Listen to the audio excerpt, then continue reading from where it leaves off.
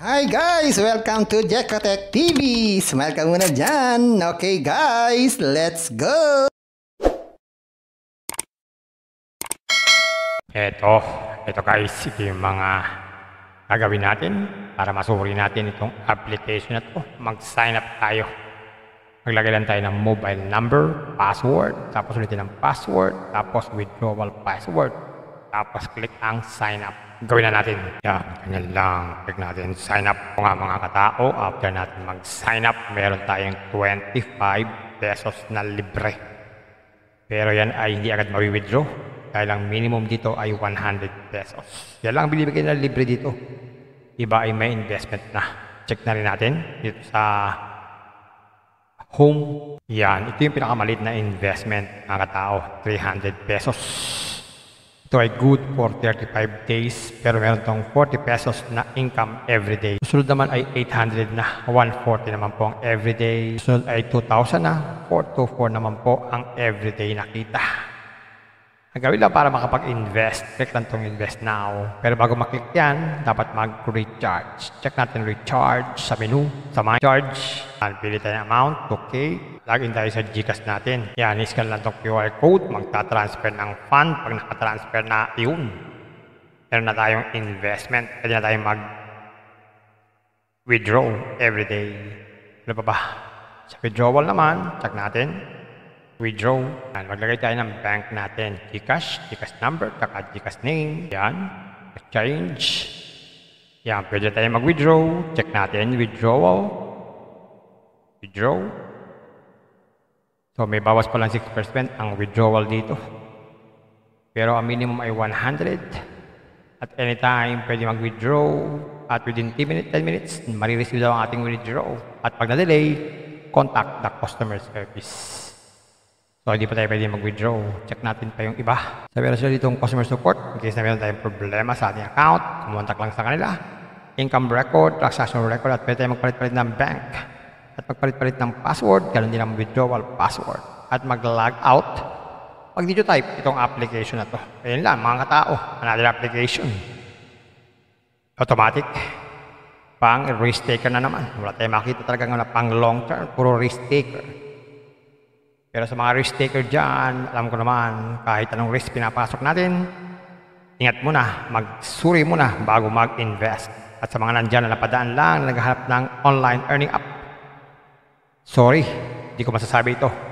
O ito ay tatagal o sandali lamang. Kaya mabuti pa, hanap na lang po tayo ng iba. Pampaalala, ang ganitong mga application, minsan tumatagal, pero minsan sandali lamang.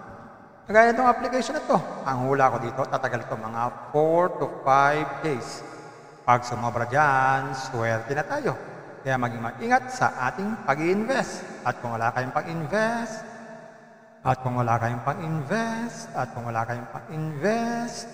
kung may free, sa free na lang muna tayo. Kung may free, sa free na lang muna tayo. At sa pampaalala, ang ganitong mga application, minsan tumatagal, pero minsan sandali lamang.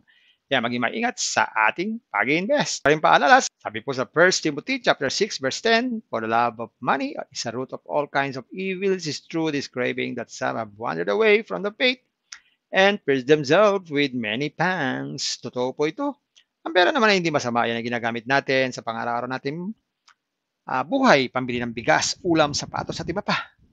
Pero ang babala dito ay yung pag-ibig sa pera. Pag tayo po umibig na sa pera, maaari tayong makagawa ng sari-saring kasamaan. Yan po ang kinauugatan, yung ating pag-ibig sa pera. Kaya ito po ay isang babala. Dahil ang ating mga kasama natin ay nawala na sa pananampalataya. Mas pinili nilang ibigin ang pera. Hindi na natin alam kung nasaan sila. Kaya pinag-iingat po tayo dito. Mag-iingat po tayo sa pag-ibig sa pera. Bye-bye. Ingat lang sa pag-invest. Bye. Hi guys! Welcome to Jekotech TV! Smile ka muna dyan! Okay guys, let's go! Ito guys, ito yung mga gagawin natin para masuri natin itong application na to. Mag-sign up tayo. Maglagay lang tayo ng mobile number, password, tapos ulitin ng password, tapos withdrawal password, tapos click ang sign up. Gawin na natin. Yan, ganyan lang. Click natin, sign up po nga mga katao. After natin mag-sign up, meron tayong 25 pesos na libre. Pero yan ay hindi agad mawi-withdraw. Dahil ang minimum dito ay 100 pesos. Yan lang binibigay na libre dito. Iba ay may investment na. Check na rin natin dito sa home. Yan, ito yung pinakamaliit na investment mga katao. 300 pesos. Ito ay good for 35 days pero meron tong 40 pesos na income everyday. Susunod naman ay 800 na, 140 naman po ang everyday. Susunod ay 2,000 na, 424 naman po ang everyday na kita. Ang gawin lang para makapag-invest, click lang itong invest now. Pero bago maklik yan, dapat mag-recharge. Check natin recharge sa menu, sa my charge. Pili tayo ng amount, okay. Login tayo sa GCash natin. Yan, iscan lang itong QR code, magta-transfer ng fund. Pag nakatransfer na, yun. Meron na tayong investment. Pwede na tayong mag-withdraw everyday. Ano pa ba? Sa withdrawal naman, check natin. Withdraw. Yan, maglagay tayo ng bank natin. GCash, GCash number, tsaka GCash name. Yan. Exchange. Yan, pwede tayo mag-withdraw. Check natin. Withdrawal. Withdraw. So, may bawas pa lang 6% ang withdrawal dito. Pero ang minimum ay 100. At anytime, pwede mag-withdraw. At within 10 minutes, marireceive daw ang ating withdraw. At pag na-delay, contact the customer service. So, hindi pa tayo pwede mag-withdraw. Check natin pa yung iba. Sabi na sila dito yung customer support. In case na meron tayong problema sa ating account, kumontak lang sa kanila. Income record, transaction record, at pwede tayo magpalit-palit ng bank. At magpalit-palit ng password, ganoon din ang withdrawal password. At mag-log out. Pag dito type, itong application na to. Ayun lang, mga katao. Another application. Automatic. Pang risk taker na naman. Wala tayong makita talaga nga na pang long term, puro risk taker. Pero sa mga risk taker dyan, alam ko naman, kahit anong risk pinapasok natin, ingat muna, magsuri muna bago mag-invest. At sa mga nandyan na napadaan lang, na naghahanap ng online earning app, sorry, di ko masasabi ito. O ito ay tatagal o sandali lamang. Kaya mabuti pa, hanap na lang po tayo ng iba. Pampaalala, ganito mga application, minsan tumatagal, pero minsan sandali lamang. Kagaya itong application na to, ang hula ko dito, tatagal ito mga 4 to 5 days. Pag sumobra dyan, swerte na tayo. Kaya maging mag-ingat sa ating pag-i-invest. At kung wala kayong pag-invest,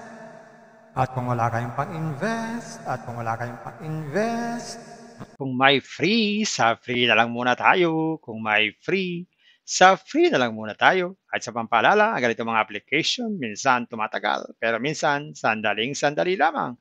Kaya maging maingat sa ating pag-invest. Paring paalala, sabi po sa 1 Timothy chapter 6 verse 10, for the love of money is a root of all kinds of evils, is true this craving that some have wandered away from the faith and pierced themselves with many pangs. Totoo po ito. Ang pera naman ay hindi masama. Yan ang ginagamit natin sa pang-araw-araw natin buhay, pambili ng bigas, ulam, sapatos at iba pa. Pero ang babala dito ay yung pag-ibig sa pera.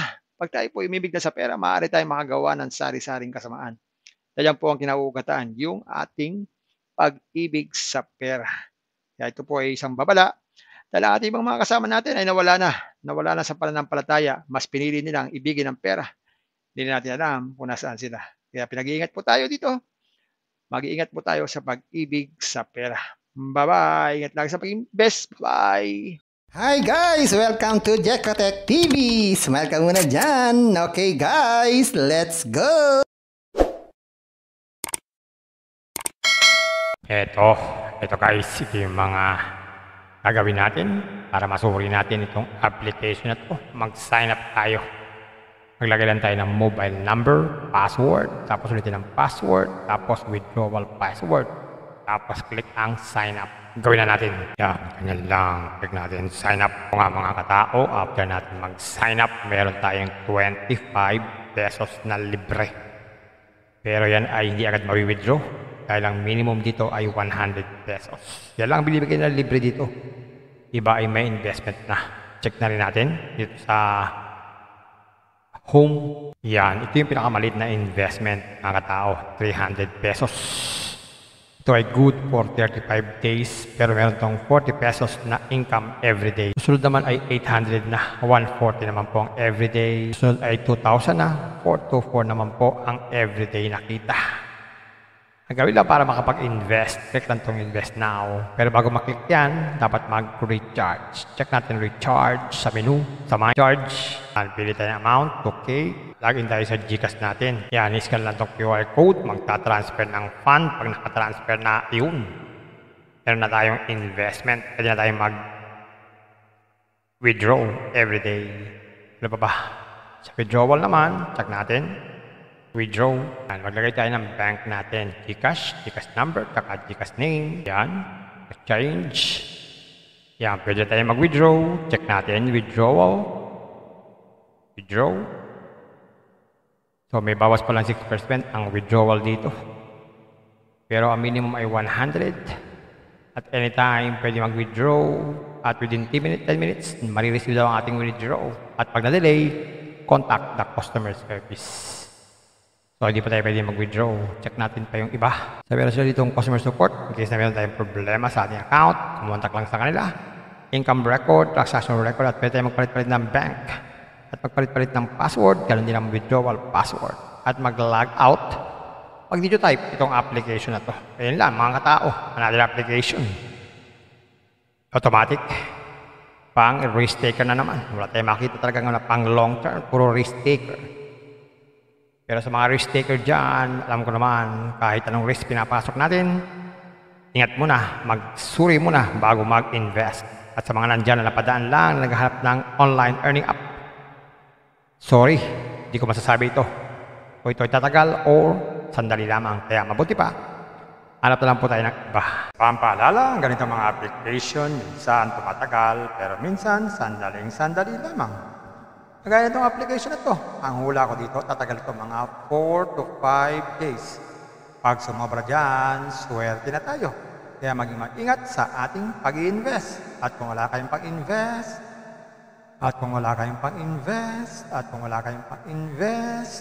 Kung may free, sa free na lang muna tayo. Kung may free, sa free na lang muna tayo. At sa pampaalala, ang ganitong mga application, minsan tumatagal, pero minsan sandali lamang. Kaya maging maingat sa ating pag-invest. Paring paalala, sabi po sa 1 Timothy chapter 6 verse 10, for the love of money is a root of all kinds of evils, is true this craving that some have wandered away from the faith and pierced themselves with many pangs. Totoo po ito. Ang pera naman ay hindi masama. Yan ang ginagamit natin sa pang-araw-araw natin buhay, pambili ng bigas, ulam, sapatos at iba pa. Pero ang babala dito ay yung pag-ibig sa pera. Pag tayo po umibig na sa pera, maaari tayong makagawa ng sari-saring kasamaan. Yan po ang kinauugatan, yung ating pag-ibig sa pera. Kaya ito po ay isang babala. Dahil ang ating ibang mga kasama natin ay nawala na sa pananampalataya. Mas pinili nilang ibigin ang pera. Hindi natin alam kung nasaan sila. Kaya pinag-iingat po tayo dito. Mag-iingat po tayo sa pag-ibig sa pera. Bye-bye. Ingat lang sa pag-invest. Bye. Hi guys! Welcome to Jekotech TV! Smile ka muna dyan! Okay guys, let's go!